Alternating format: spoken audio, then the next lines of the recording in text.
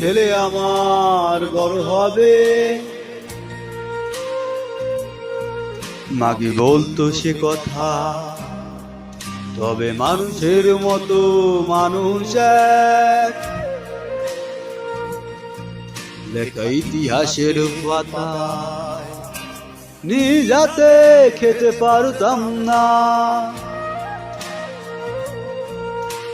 বাবা বলতো, ও খোকা, যখন আমি থাকবো না,